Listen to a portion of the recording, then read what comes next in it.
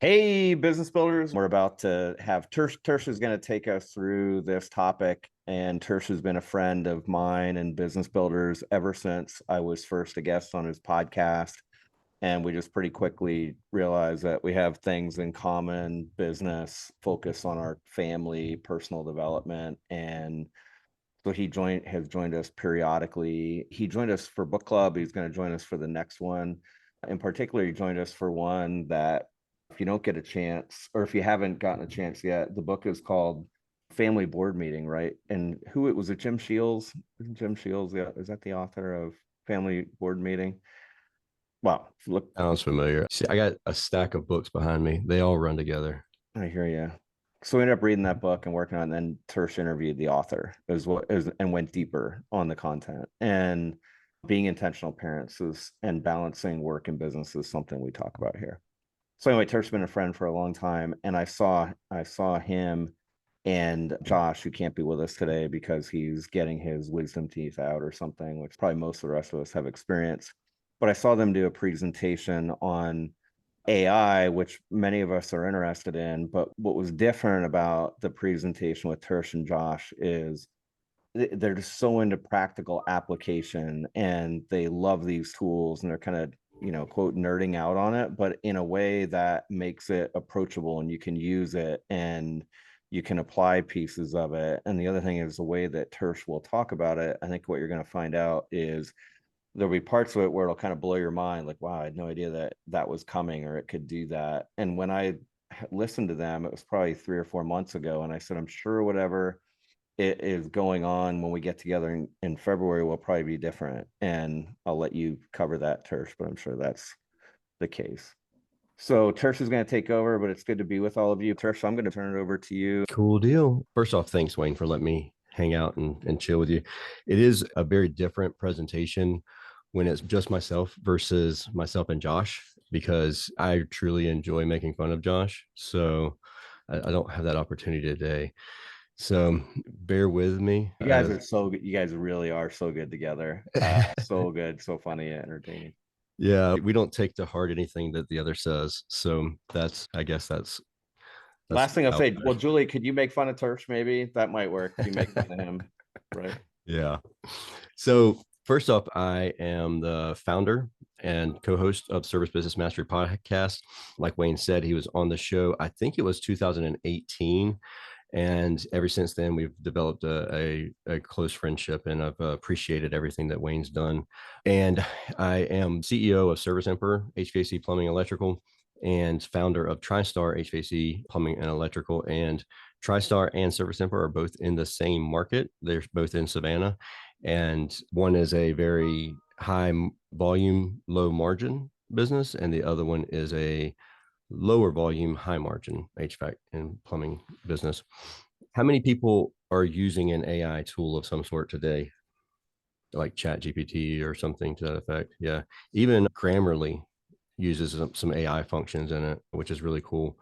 There's one program that I don't know if you'll be able to see it on your screen, but it pops out the side of my computer screen and it uses Chat GPT, and it literally will scrape the data off of the page that you're on. If you're on a website or if you're on YouTube, it'll actually give you a brief, it'll give you a description of the YouTube video that you're watching with bullet points, which is really cool. Let's see. AI versus machine learning. I'm going to say AI this entire presentation.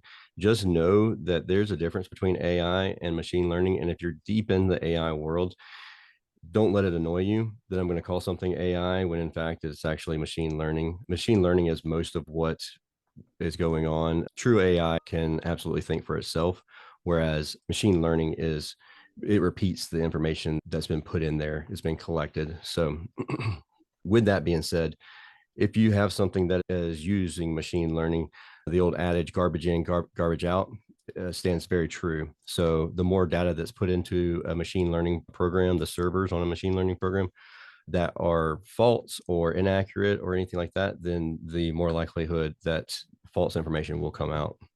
Next, how many people are using automation? Show of hands. Whenever I have conversations, we've done this presentation, Josh and I have done this presentation probably 6 or 8 times now. I think this actually would be the 8th time I've talked about it.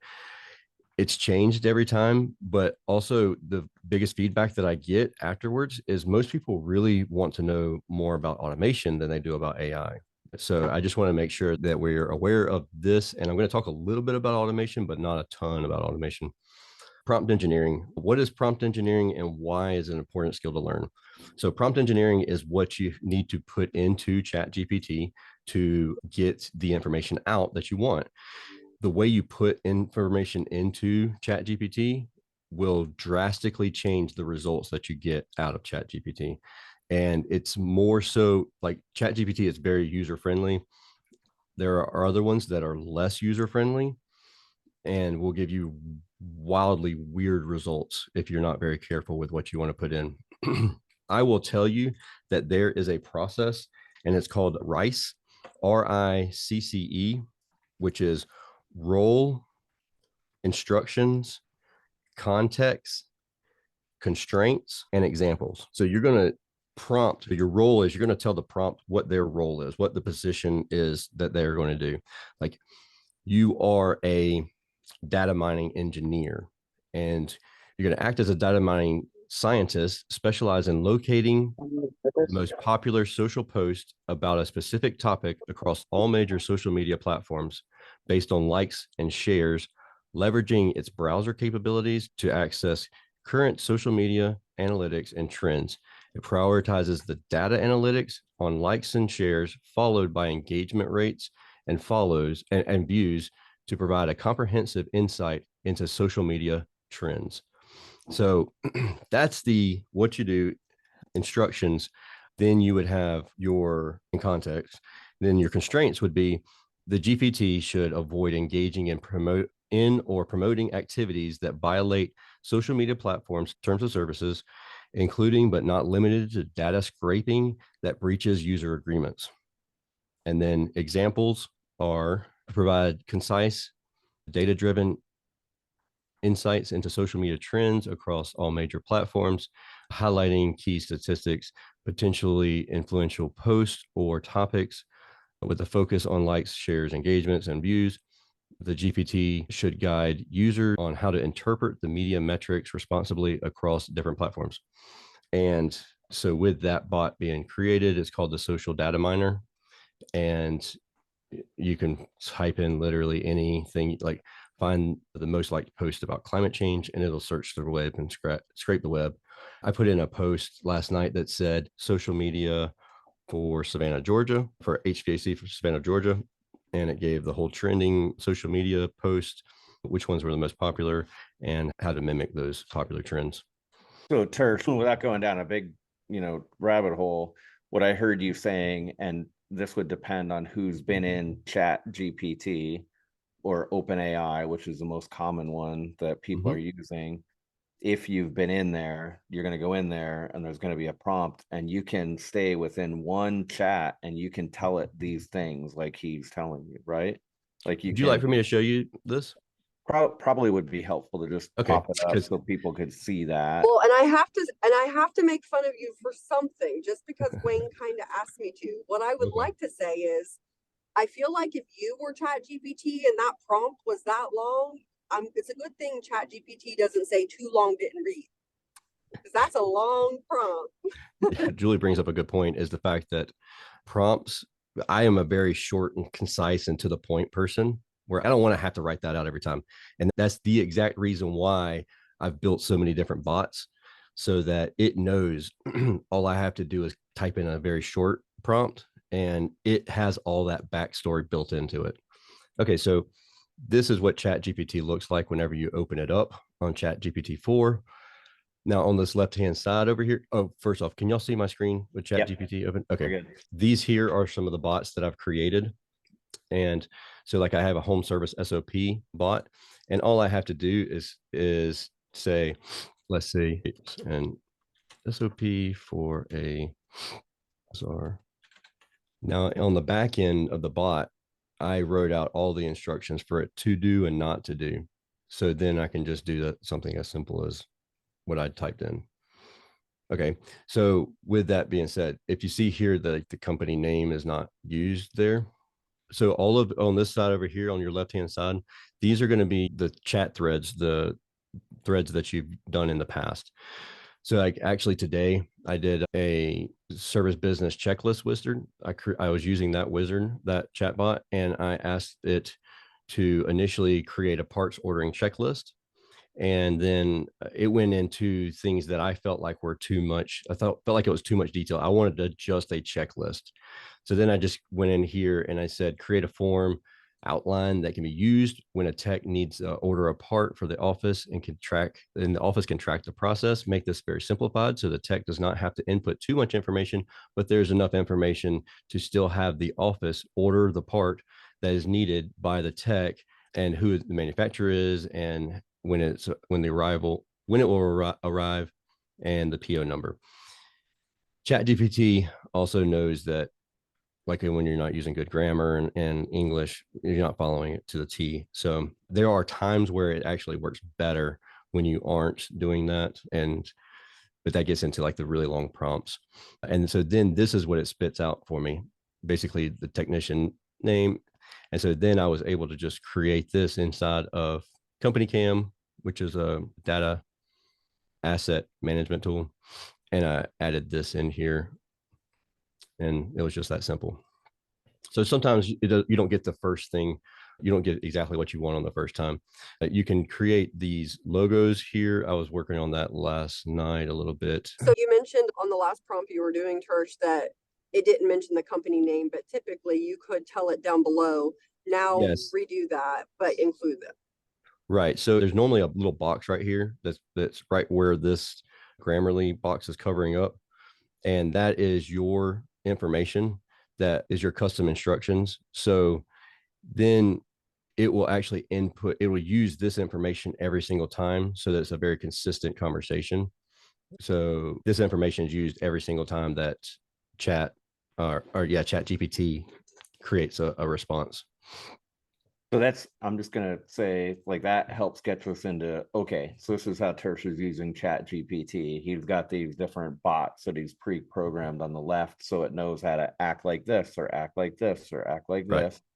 And then you're having it create these documents, which are very close to being finished. And no more do we have to go out and look for somebody else's and copy and paste it and then customize it.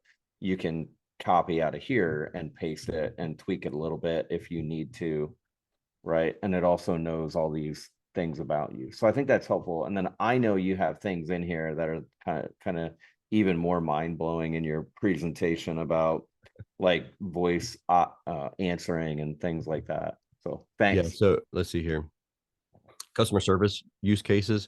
We are going to go through a couple of videos that these are people who use like you said, voice agents, which is really cool. Voca is the first one here. Let me play this. Good afternoon. It's Golden State AC Repair Services. This is Alex, your Avoca AI agent. How may I assist you today? Hey, my air conditioner isn't working. I'm sorry to hear about that, and I'll do my best to assist you. Can I first get some details from you? May I have your full name, please? Yeah, it's Josh Nolan. Thank you, Mr. Nolan. May I also have your contact number and email address? Sure. Phone number is 555-123-4567. Email is joshnolan@gmail.com. Thank you for that. Could I also have your address where the air conditioner is located, please? 123 Maple Street, Springfield. Excellent. Now let's talk about your air conditioner. Do you know the model and type of your AC unit? Yeah, it's Samsung AR3000 wall mount AC. I can do anytime tomorrow. A refrigerant issue, but we will need to inspect the unit to confirm the problem. What time works best for you for our technician to come by and inspect the unit? I can do anytime tomorrow. Perfect. I've scheduled a technician to visit your location tomorrow between 9 a.m. and 11 a.m. They will give you a call before they arrive. Is there anything else you would like to ask or tell us? That's all for now. Thanks. You're welcome, Mr. Nolan. We'll get your AC unit up and running as soon as possible. Have a great day. Okay, and these programs like this, ZyraTalk is another one, Air.ai is another one. I know that Avoca for sure integrates into the major CRMs. It integrates into Service Titan, House Call Pro, and Sarah, and I believe that it's going into Field Edge. That's in the HVAC world. I know that we have lots of other businesses here as well.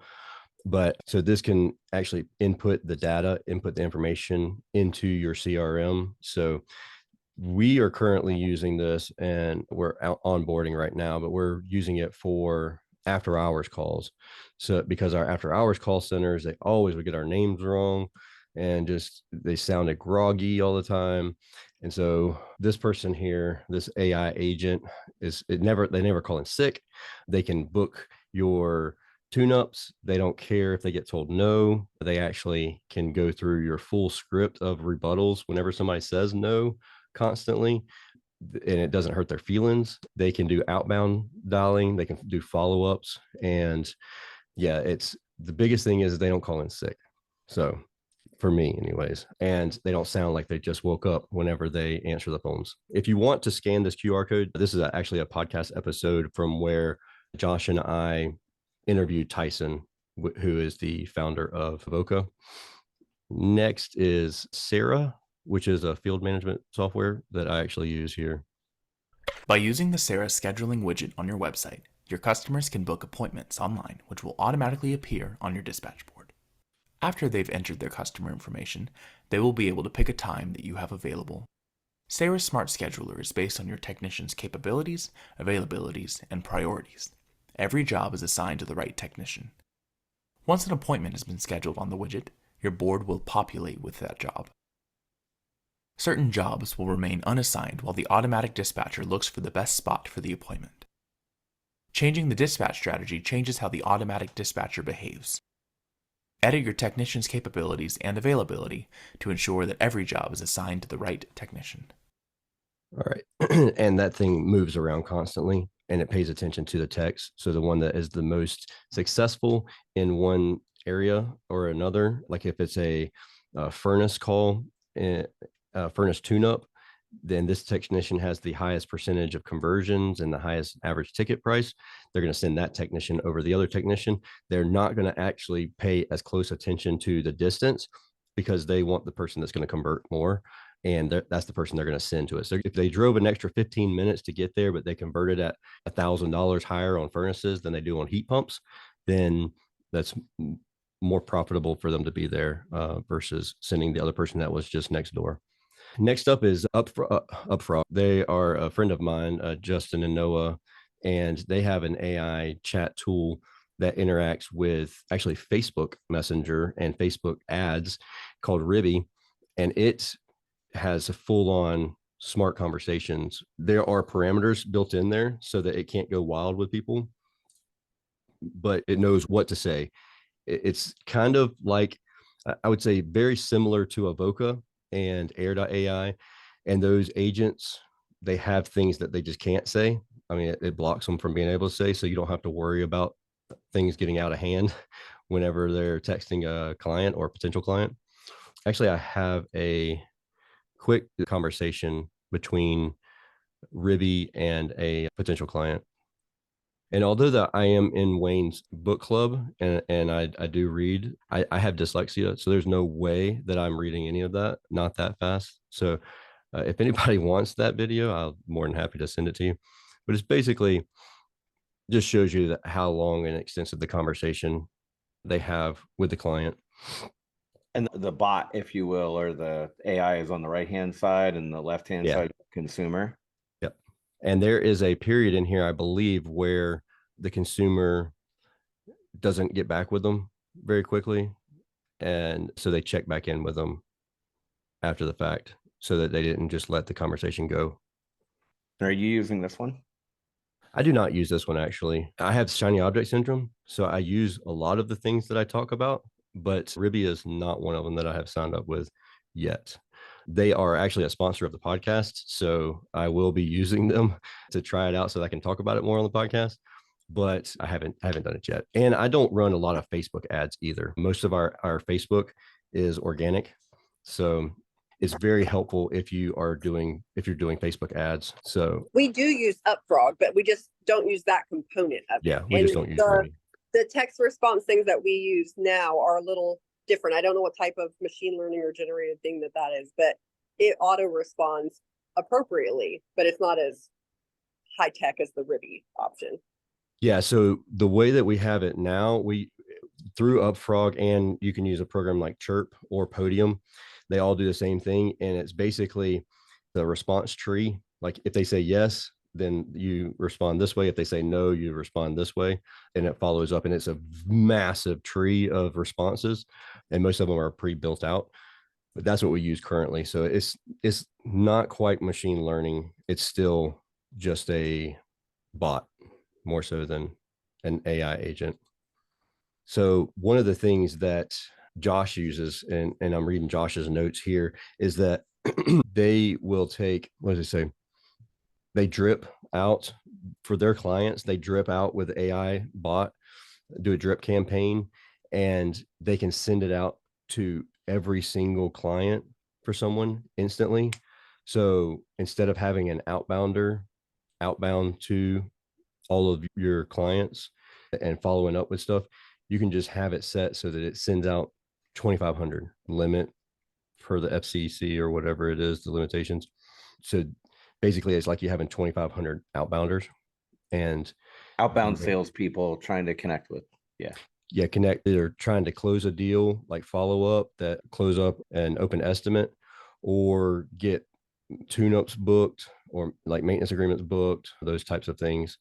So they are using it also to reach out. And we've done this before too with Upfrog, but they're using it with AI more so, and that's getting reviews. So sending out a drip campaign to all of their clients and asking them for reviews using the AI chat bot. And then it has an actual conversation with them, much like Ribby did there. And they are basically asking for reviews for the business from the homeowner. So I'm curious what other people are thinking so far, Tersh. One of the things that I was going to share my thoughts. I'm curious what other people thought. When you had that one where it's a video or a recording of somebody calling and they have an air conditioning problem, and the system is answering and then asking a few questions, and the person's giving some feedback. The aha I had when I heard you play that the first time was like how quickly and of course that's a simulation, but the person calling, how quickly that thing says, "I'm your AI, operator assistant." The person goes, "Okay."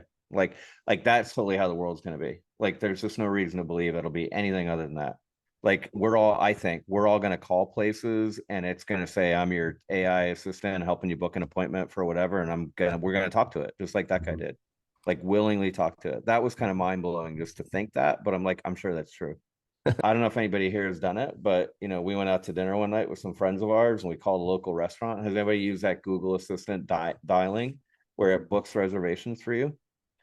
It calls the restaurant and it says, "I attempted to call and make a reservation, but they weren't open yet." And you get that notification and then they call again later and they make a reservation for you. It's a computer voice calling and the restaurant answers and books you a reservation. And you don't have to go through all that. Like old world, I would have called the restaurant.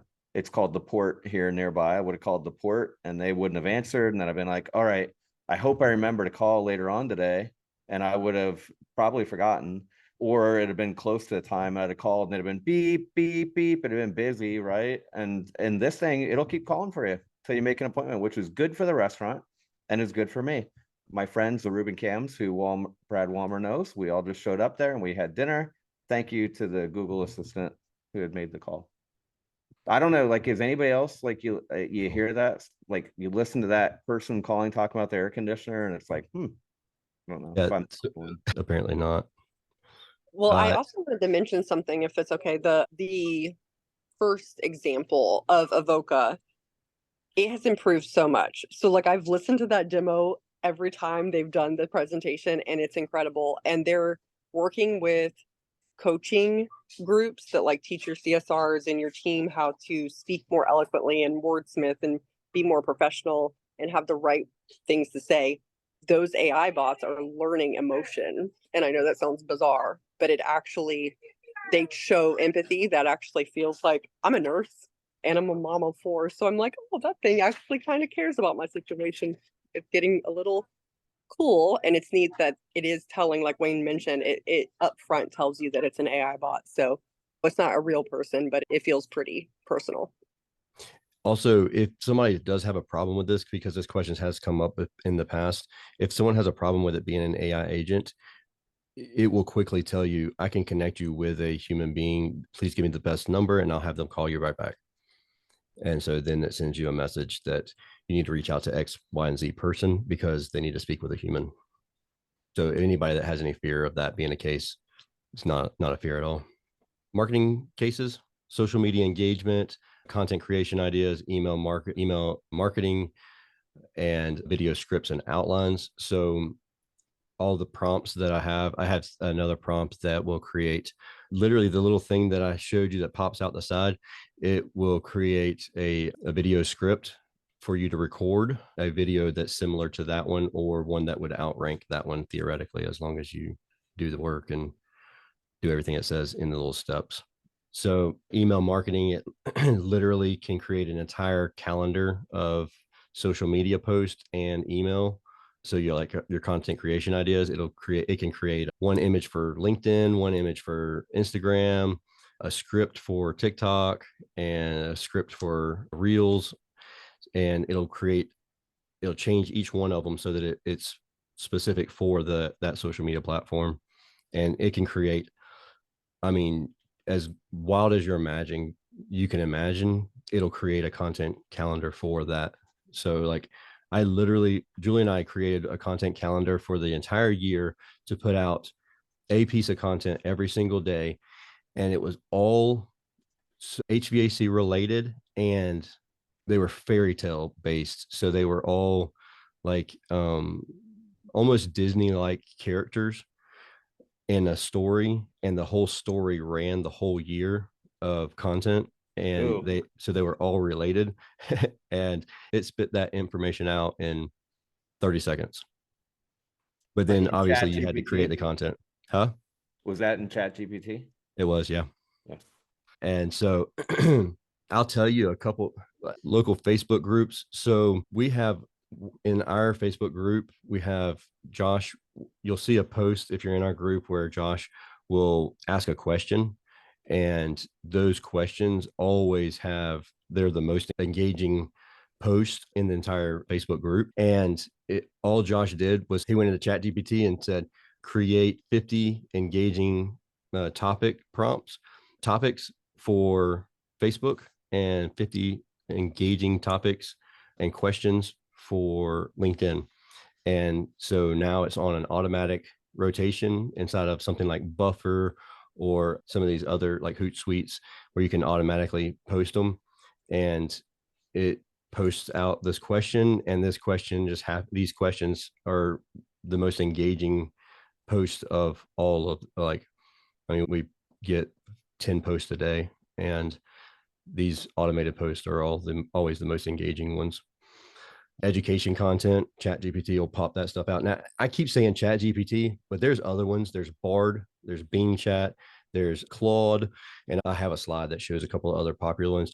And there's more, coming and going as well. Social media content for an entire month. Like I said, that content calendar, you can take your knowledge and turn it into a blog post. So all of our social media or all of our podcast episodes, we used to release a podcast episode, and then it just kind of like we would use a transcription back when the transcriptions were really cool to do because they were automatic, like 2 years ago. Now I get a transcribed recording of the podcast instantly before I'm even finished recording the podcast.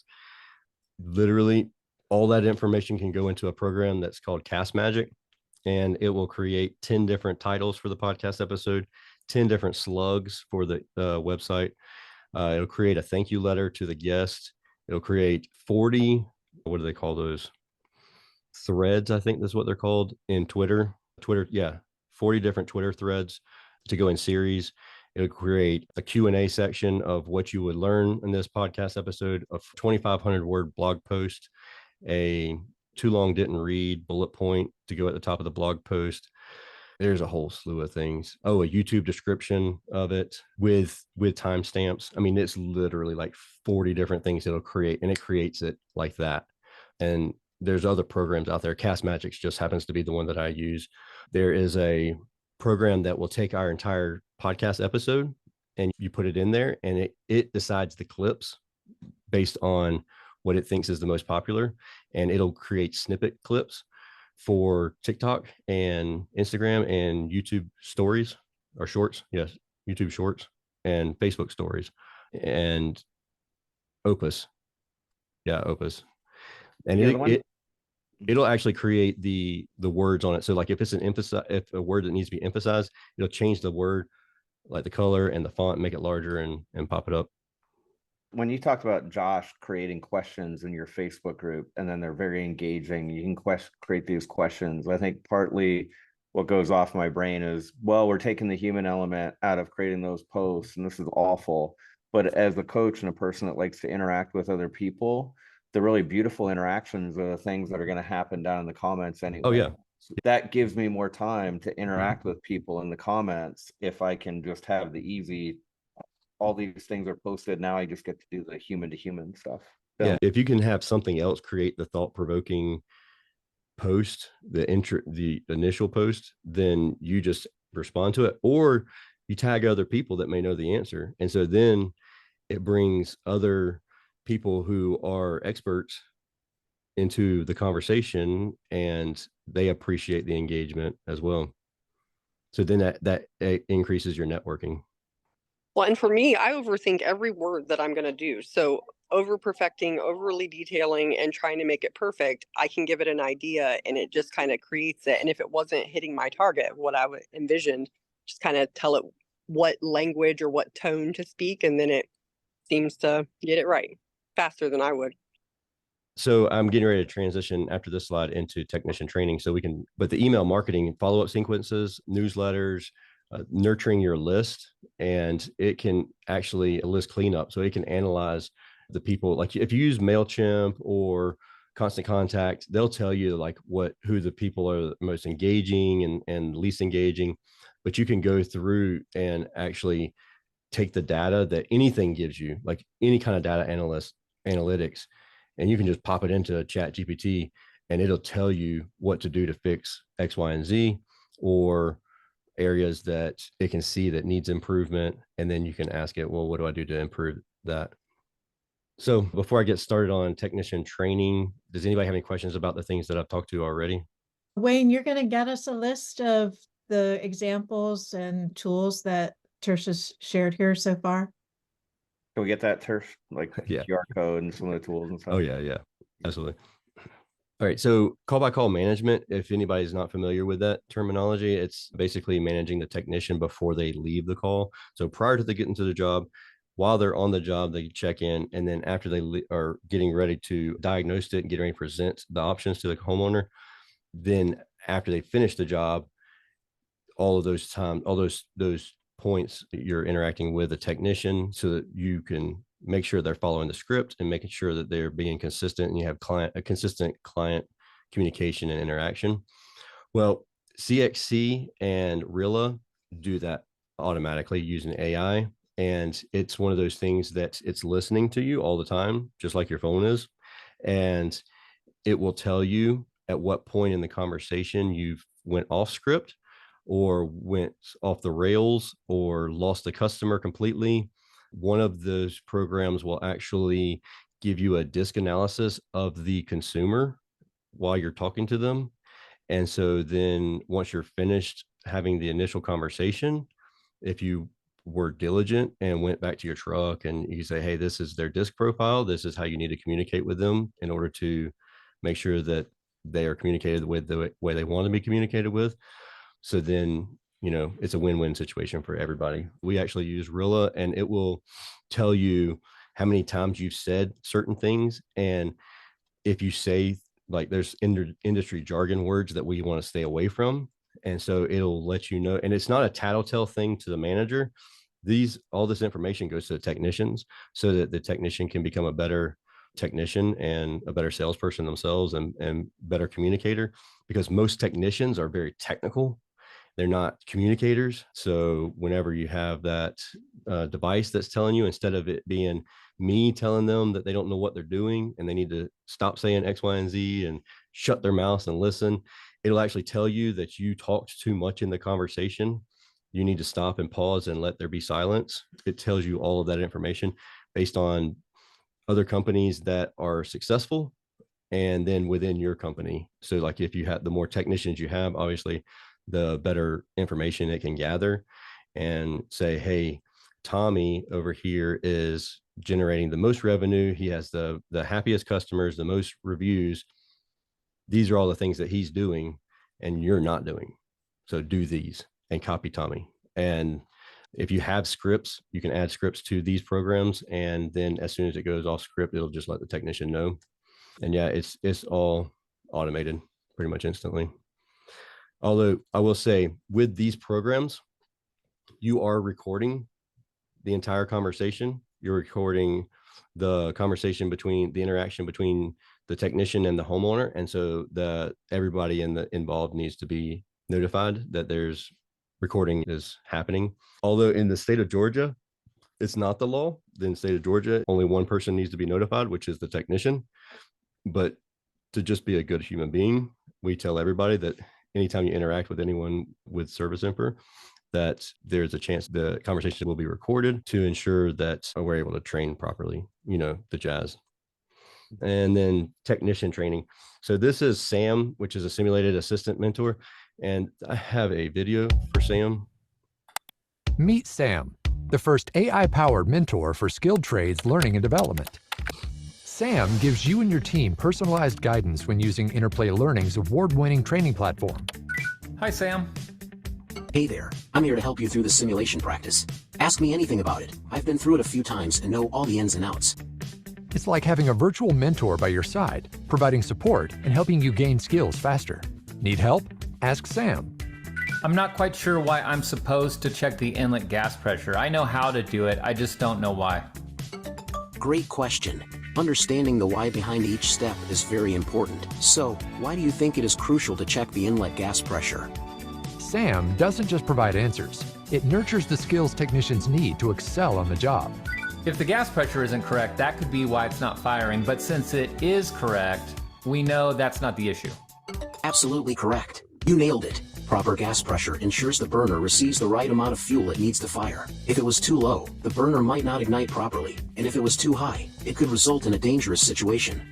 Using the Socratic learning method, Sam encourages people to think critically, teaching the why behind the what, and cultivating problem solving.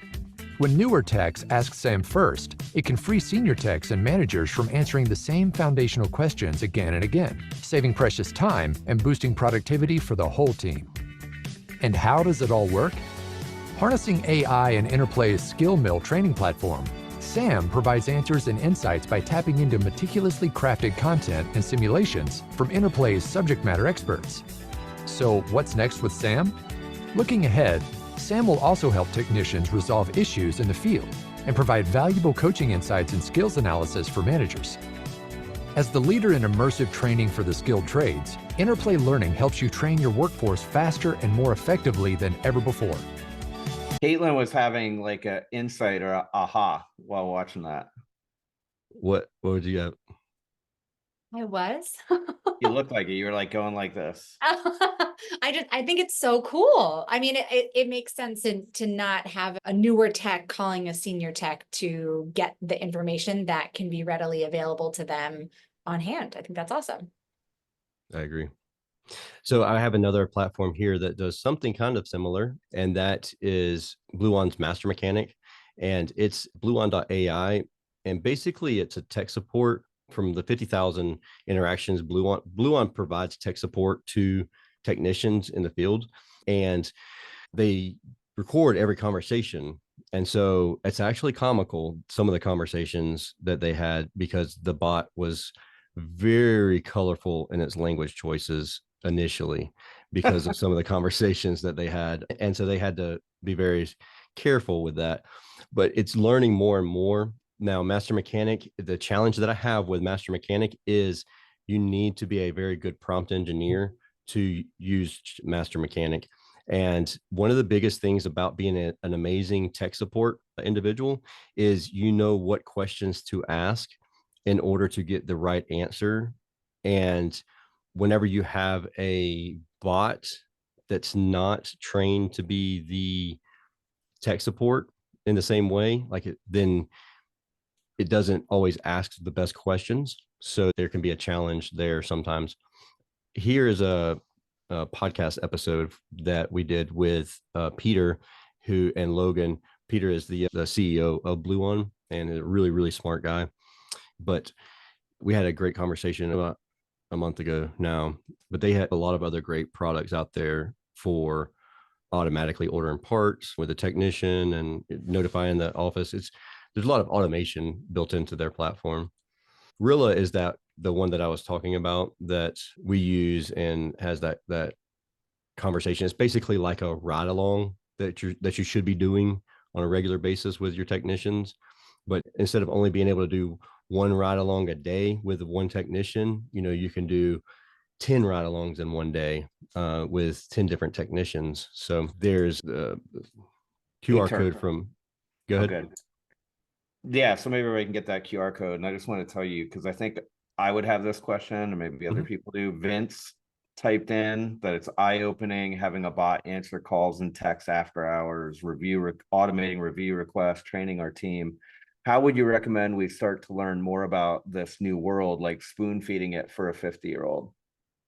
That's a great question. Let me get through the rest of these slides. I'm going to go as quick as possible because I've already been doing this for 50 minutes. And I think there's going to be a slide or two in there. But this is call by call management, CXC, call by call, same thing. Teaching technicians. This is the one that actually, I believe, does the disc assessment for the individual prior to them getting to the truck. And it also creates a gamification between all their technicians, which is really cool. Remote monitoring. This isn't necessarily AI. It's kind of getting into the machine learning-ish, like predicting the equipment's failure before the actual system fails. AC Monitor does this more so than Smart AC. Smart AC actually uses sensors, whereas AC Monitors uses algorithm to monitor the equipment to tell you that the equipment is going to break before it actually does break. Data analysis use cases. So advanced data analysis. Again, I said I have dyslexia, so I'm struggling over here. This is where Josh usually chimes in because he wrote a bunch of notes over there that I'm not going to read all of them. Oh, basically, he analyzed 100 calls and he was able to book 45 jobs at an average ticket price. And so he wanted to increase the revenue by a certain amount. So then the system, like ChatGPT, actually told him exactly how many more calls would have to come into the business in order to increase the revenue by the dollar amount that he wanted to increase it by. So by analyzing the amount of calls that came in versus the amount of calls that were actually booked versus the total revenue generated, ChatGPT said you need to have X number of phone calls coming in for 2024 in order to hit your target increase in revenue. Reverse engineering targets, basically the same idea, putting in all of your numbers. I would be careful, and I'm going to have a gloom and doom slide towards the end, so I'm not going to get into that too much. That was the feedback that I got at the last session. Josh actually had a technical glitch, and so I was just filling the time because he couldn't move the slides. And so someone asked the question about security, and so I started answering it, and they're like, "You're talking about doom and gloom." I will say that just be careful with the information that you put into ChatGPT because it will be, if it's not currently, public knowledge. But you can reverse engineer your targets, your revenue, leads, jobs, and replacements. So like if you want an additional amount of replacements next year, system replacements, that is, then you can reverse engineer how many calls came in, how many service calls went on to get leads for those replacements. And basically it'll tell you how many more service calls you need, how many phone calls you need in order to increase the replacements by that X amount. KPIs that for a CSR, same exact thing. Exactly. Just put the information in. We want to improve them. Also, that the SOP bot that I created, if you're not sure what KPIs you should be tracking for each individual, literally can tell you what KPIs to be tracking and how to track them. Planning for staff based on seasonality analysis, so it can analyze your seasons and tell you when it's time to start hiring, start thinking about hiring. It can tell you how long it took you last time to hire based on the amount of ads that you put in to like Facebook and Indeed, how long it took to hire somebody to fill a position. So when you should actually start that hiring process.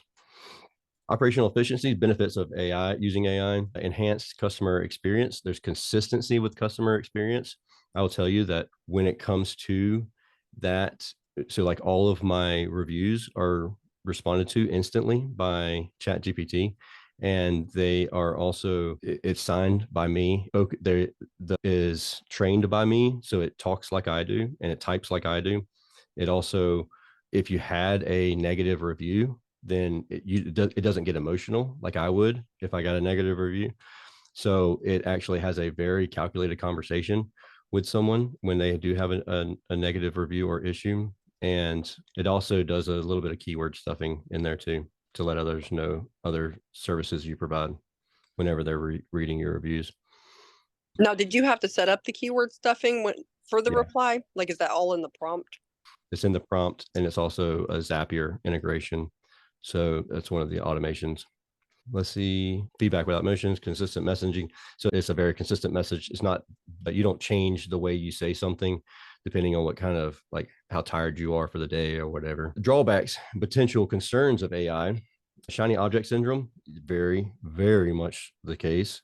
Every time I turn around, I literally am spending hours researching a different piece of AI. And like just yesterday, I started using the new AI that I showed you at the beginning of this conversation. It was yesterday, or day before yesterday, and I learned all the great features and some drawbacks to it. It's one of those things where job displacement potentially, I will say that it is actually making jobs better because people are learning how to, these programs like Rilla, like Avoca, are listening to CSRs and teaching CSRs how to improve the conversations and where they might be losing a customer. And so it actually is improving some jobs. The cost can get really out of hand if you're not paying attention. Like using Chat GPT, if you just let it run free, it's on a token based system, and you need Chat GPT to explain how a token system even works. And even then it won't explain it to you very well. So you never know how much you're going to get charged almost. So the more you use it, the more it's going to cost you. It's normally like $20, but if you have if you use the OpenAI's server, which we are working on, because all of, like, we had 600 episodes, we're putting all of that information onto our personal server using OpenAI. And so then we'll have a personal bot that can answer any question based off of anything that's ever been said on a podcast episode. And so that's super useful for anybody that has to repeat the same questions all the time, but it can get wildly out of control when it comes to pricing if you're not careful with that.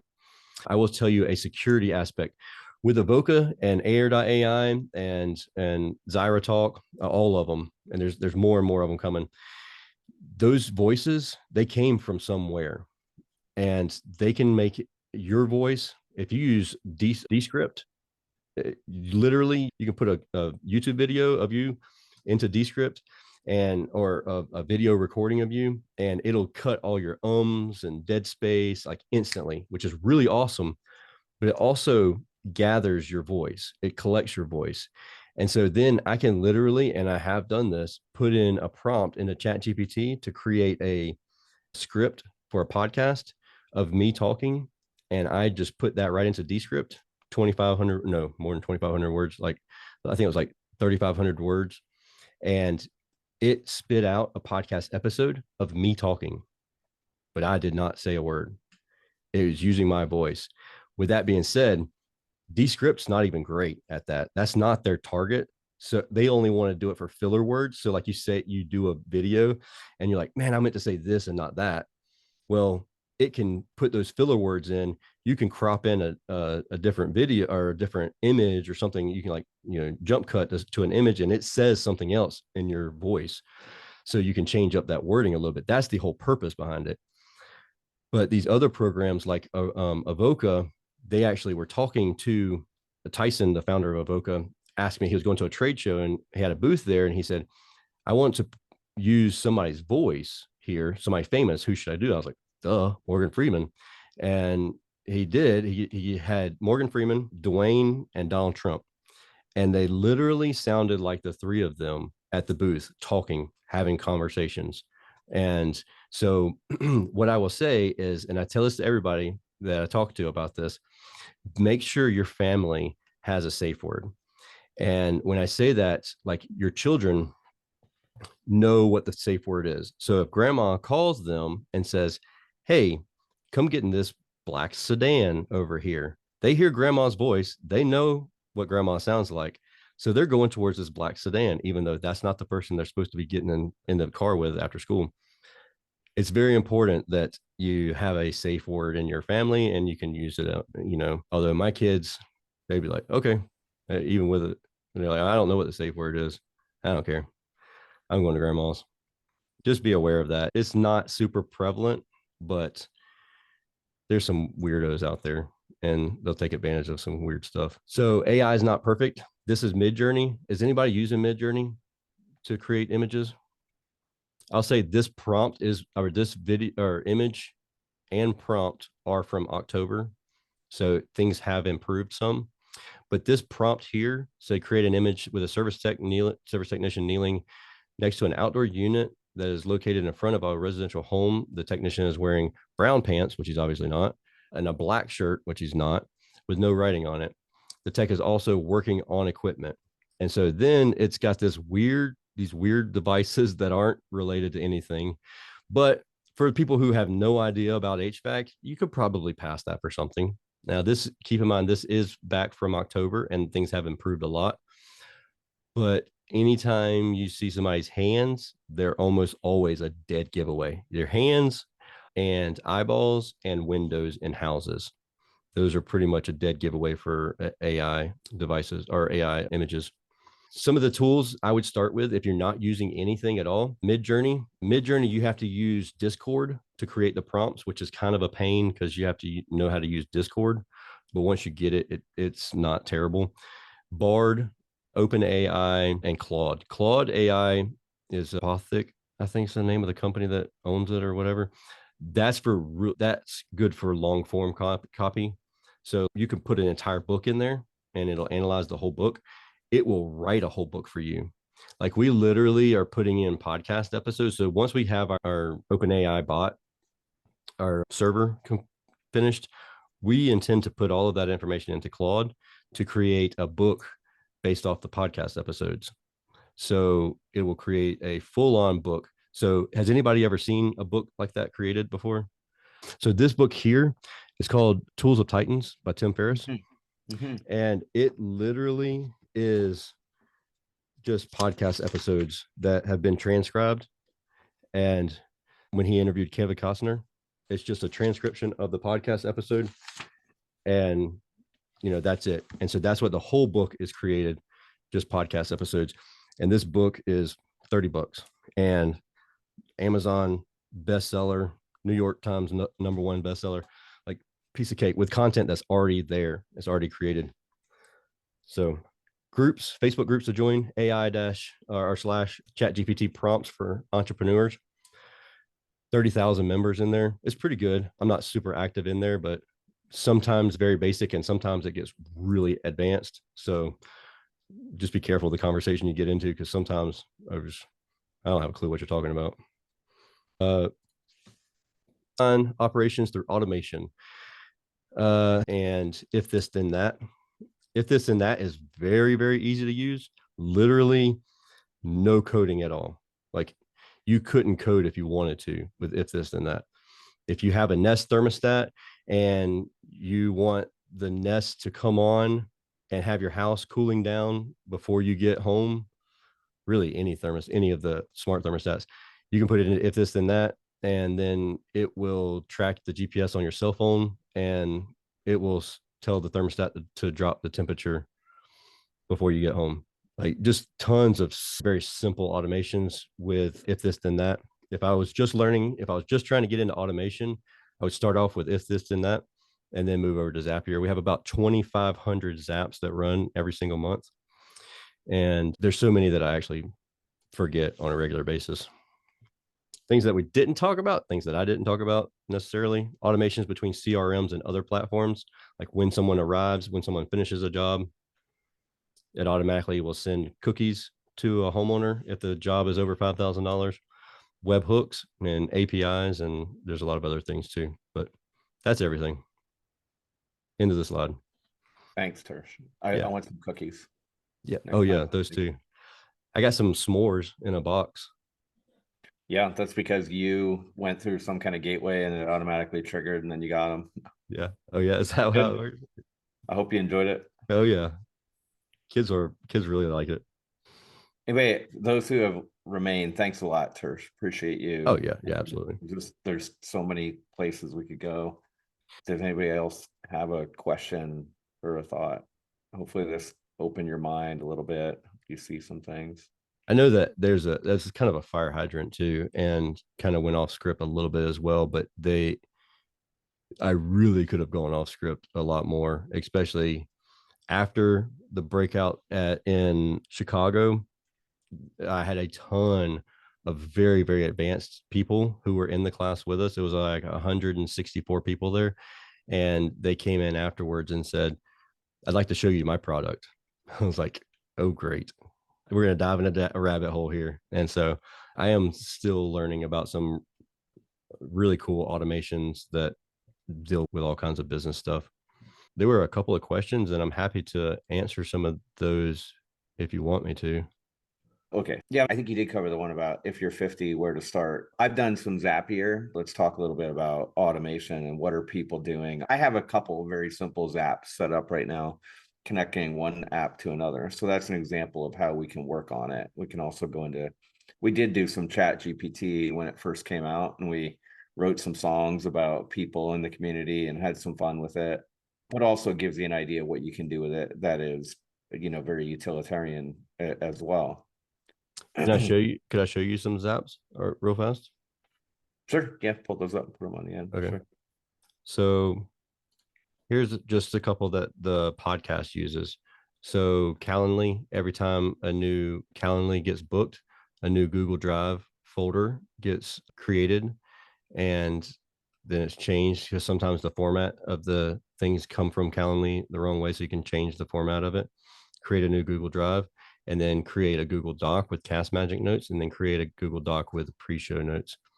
And then once that's created, the new drive or the new folder is created in Drive, it automatically creates a new folder inside of it. That's episode graphics, another one for show notes, another one for edited videos, another one for guest research, another one for raw video and audio. And it creates all of those instantly. So as soon as one folder is created, then it creates all the other ones inside of the folder. And so then whenever a podcast episode gets finished, it automatically sends that information into the correct folders. Whenever when our RSS feed updates, automatically sends that information to our Service Business Mastery Facebook page, and then it sends another one to my Facebook page there. Podcast episode creates a new folder. When a new folder is created in Drive, Google Drive, it creates a new Trello card so we can track it properly, the production of it. When a new person's added to our Facebook group, it automatically adds their contact information into Constant Contact. Social Pages is a sharing platform. It automatically shares information. RSS feed. Every time a new podcast episode comes out, ChatGPT creates a LinkedIn post and an email post, and it automatically sends it to me. It also does the same thing for Facebook and sends that one to Josh. Facebook posts and sends it to me. Then creates another one so this one's 3.5, and this one here creates it with 4.0. So they're different. They end up being different posts. Jot forms sync to Constant Contact. Another one, it's a different.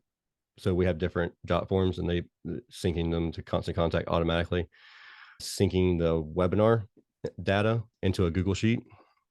Auto response from ChatGPT into drafts. So every time I get a new email, ChatGPT will create an auto response and automatically responds to it, and then puts it in the drafts. Different one for guests. Blogs created. So every time a new blog is created, it notifies Josh and I. Every time a new podcast is created, Dolly will create an Instagram image and a Twitter image and a LinkedIn image. Trello card. The new podcast booking creates a new Trello card. notifies the VA when a podcast episode has been transcribed. Facebook post, RSS feed goes to Twitter, creates a tweet in Twitter. That's just the stuff here on the podcast. And then same thing with Service Business or Service Emperor. So 5-star review automatically sends it to Facebook. 5-star review from Savannah because we have 2 different locations. Yeah, sure. So tons of them. Appointments Pretty cool. created, and it creates a new project into Sarah, our company cam. Does that make sense, Jamie? Just thinking about. We don't you don't have to get all the details, but Yeah, it makes sense. My question to you, Tersh, is how much of this are you farming out and or having an employee do versus doing on your own? I do them all. Yeah. The only reason I say that is because I just enjoy that part of it. But it would cost about $20 to do a complex zap if you farmed it out to someone on Upwork. If you put them on a contract, it's probably going to average to like a couple dollars a day or a couple dollars per zap or per automation. you probably find somebody on Upwork and you could explain to them what your business is about, what you do, and the tools you use, and they'd figure out how to link it together and create automations. They're like an automation engineer. Is that? Yeah, you could actually have ChatGPT write it all out for you and then put it into Upwork, and then they'll apply and tell you if they can do it or not. And ChatGPT will be very specific and knows what terms to use so that you're not getting the wrong person to do it. Like I had one person that has 21, it's got 21 different steps inside of it. It's very complex, like the hardest one I've ever done before. And I was like, I'm tired of doing this. I'm tired of working on it because I was working on it really late one night. And so I had ChatGPT create the prompt and added it to Upwork. And that one job is the only job I've ever had that ranged from $500 offers to, I think the one that I actually chose was $80, but I think it went down to $20. But I mean, it was a crazy swing at how much difference they wanted in the prompt, but it literally is 21, 22, 23 different steps inside that one prompt because it was combining a little bit of information from 12 different Excel spreadsheets and then creating another spreadsheet. Right. You just gave her a headache. She's like, yeah. He had 24 hours to do it and he built it and sent it back to me for $80. So like that was definitely worth my $80 on a Saturday night. So, and it's my fault. I managed accounting, pulling 12 reports and manually importing them into an Excel sheet and using formulas. And it was so manual and tedious. And all of that turned a 2-day process into an hour or less. pretty cool. Pretty cool. Well, Tersh and Julie, also, thanks a bunch for hanging out and explaining all these things. And even that last part there, I think some of the other folks that couldn't make it are going to watch the end with the Zapiers, and it's kind of mind-blowing what we can do if we start experimenting with these things. So yeah, if anybody has any questions after the fact, Wayne, I mean, we'll be back next week, won't we? Yeah, next week is book club. Okay. So very different. We're going to go from AI and automation, and then we're going to go next week. We're going to work on slowing down and being good parents and being present and balancing all that. So yeah, we'll see you again soon. Yeah, thanks, see you soon. Thank you, guys. Thank you. Absolutely.